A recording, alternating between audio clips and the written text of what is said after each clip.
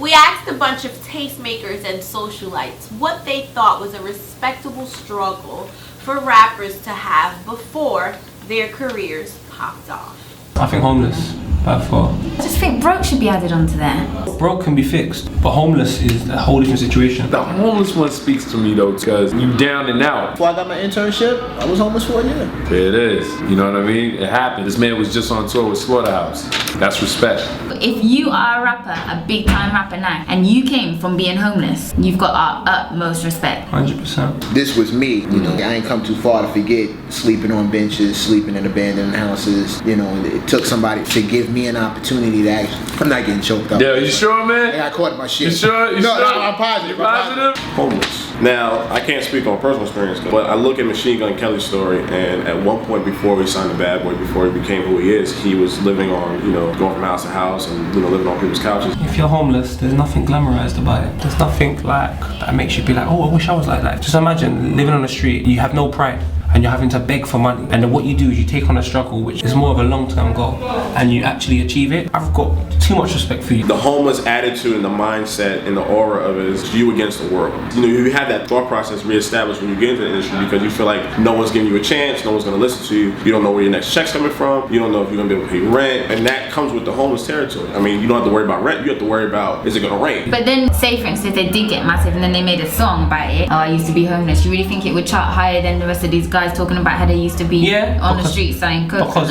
it can reach out to a larger audience, because people are gonna be like, whoa, whoa, whoa, you mean It's different, you innit? used to be homeless, and now... Is there anyone who used to be homeless? I'm not gonna get into it, but I knew a couple of people. Why don't they rap about it? For the simple fact that they're probably ashamed. If I was homeless, I would rap about it on a standard. But I rap about love and like how I'm doing everything in my power to one day marry Jade. Like, absolutely everything. You're So touching my leg as well. Sorry, I'm so sorry. I put my hands up in my leopard jacket. Woo! Swag off the chain. Call it pendant.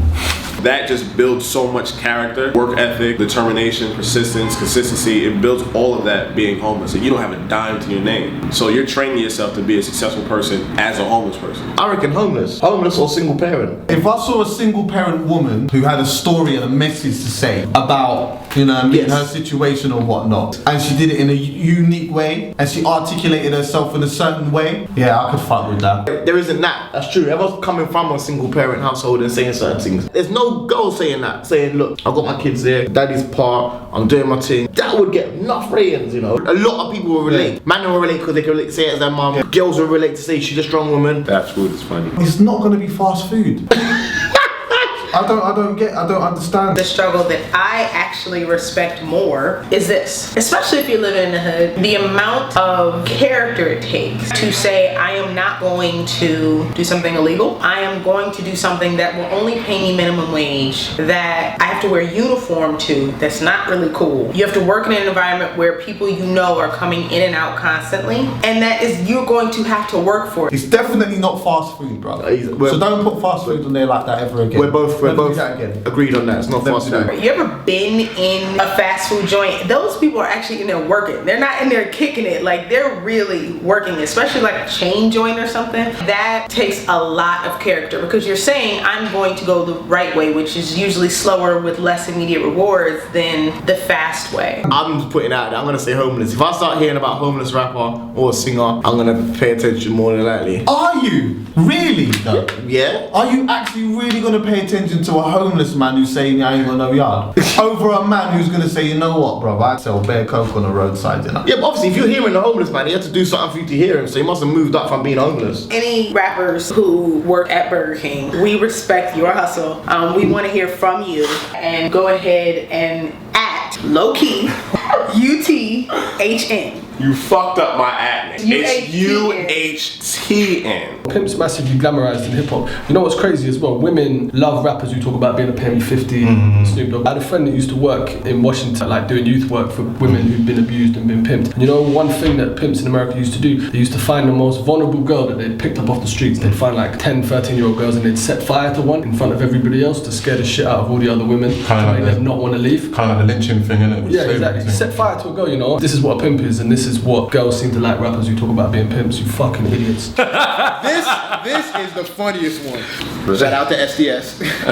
Dude out of ATL.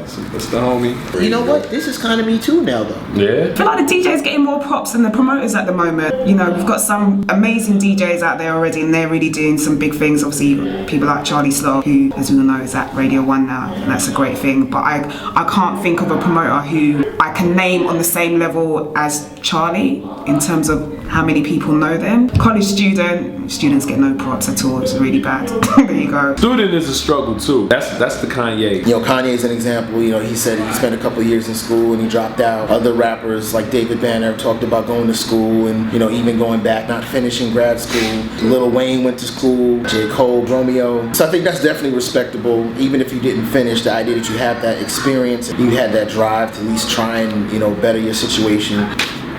I respect the student more because it shows that it's not the only option, that they have a good head on their shoulders, and that they could survive in the world money-wise, but they rather make money doing something they love. The struggle that I feel like the public respects more for any rap artist is drug dealer. I think that we are so used to a lot of the early success stories in hip hop being former drug dealers telling that sort of hood tale, that this has become the acceptable norm. Everybody wants to make sure you were real, authentic, that you had a struggle. We've got Gangster on there, we've got Pimp on there, we've got drug dealer. Those three in particular, they're all about perception. People perceive them to be a certain way when really the lifestyle that they're living, looking over your shoulder every 2 seconds, is no life for anyone to live. Drug dealer. I think that's the most respected from the people because it's like, oh, he went from this to that. That's the one that I think dudes could feel like they could respect because you respect the drug dealer on your block. Oh, and he got talent. I mean, it's pretty much Jay-Z. Like, if you're a gangster, like everyone wants to be a gangster.